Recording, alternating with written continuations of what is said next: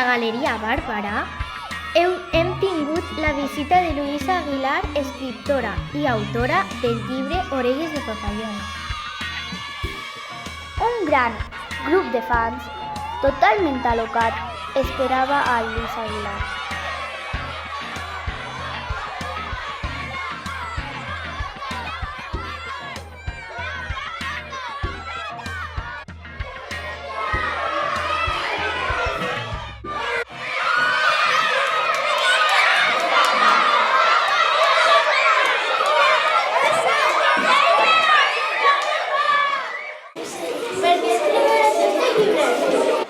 Perquè de xicotet es burlaven de mi i ma mare em va contar una història.